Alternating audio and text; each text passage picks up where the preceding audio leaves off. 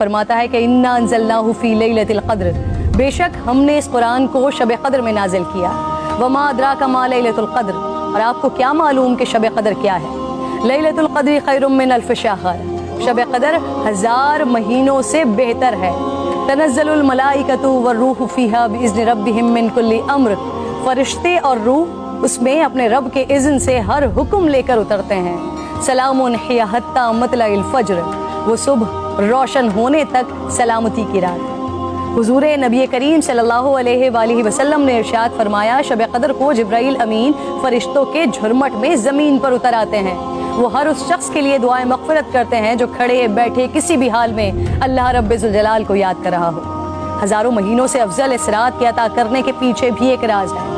رسول پاک صلی اللہ علیہ وآلہ وسلم کو سابقہ لوگوں کی عمروں پر آگاہ فرمایا گیا، تو آپ نے ان کے مقابلے میں اپنی امت کے لوگوں کی عمر کو کم دیکھتے ہوئے یہ خیال فرمایا کہ میری امت کے لوگ اتنی کم عمر میں سابقہ امتوں کے برابر عمل کیسے کر سکیں گے؟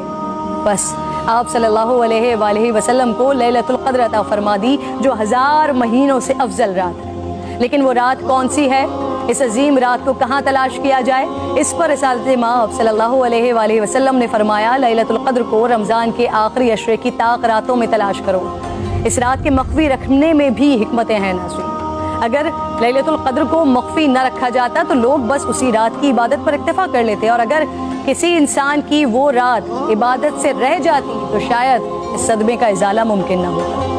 ایک وجہ یہ بھی بتائی جاتی ہے کہ اللہ تعالیٰ کو بندوں کا رات کے اوقات میں جاگنا بے حد محبوب ہے، اس طرح بندے 5 طاق راتوں میں جاگ کر اپنے رب کو منا سکیں۔ اور ایک وجہ گناہگاروں پر شفقت بھی ہو سکتی ہے، کیونکہ اگر علم کے باوجود اس رات میں گناہ سرزد ہوتا تو اس سے لیلۃ القدر کی عظمت مجروح کرنے کا جرم بھی لازم آتا۔ آپ صلی اللہ علیہ وآلہ وسلم نے فرمایا، جس شخص نے شب قدر میں اجر و ثواب کی امید سے عبادت کی، اس کے سابقہ گناہ معاف کر دیا جاتا ہے۔ میری بات ناظرین بہت طویل ہو رہی ہے، میں بس آخر میں آج کی رات تمام مسلمانوں کو حضرت بہلول دانا کا ایک واقعہ سنانا چاہتی ہوں، جس کے بعد شاید کہنے کو پھر کچھ نہیں رہ جاتا۔ ایک دن بہلول بازار میں بیٹھے تھے، کسی شخص نے پوچھا کیا کر رہے ہیں؟ آپ نے فرمایا اللہ رب ذوالجلال اور بندوں کی صلح کروا رہا ہوں۔ اس شخص نے پوچھا پھر کیا بنا؟ آپ نے فرمایا اللہ تو مان رہا ہے، بندے نہیں مان رہے۔ اللہ اکبر۔ پھر کچھ عرصے بعد اسی شخص نے حضرت بہلول دانا کو قبرستان میں دیکھا تو پوچھا کیا کر رہے ہیں؟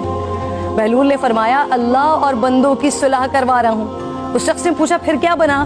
آپ نے فرمایا کہ بندے تو مان رہے ہیں لیکن آج اللہ نہیں مان رہا۔ آنکھ بند ہونے سے پہلے منا لیں اس رب کو۔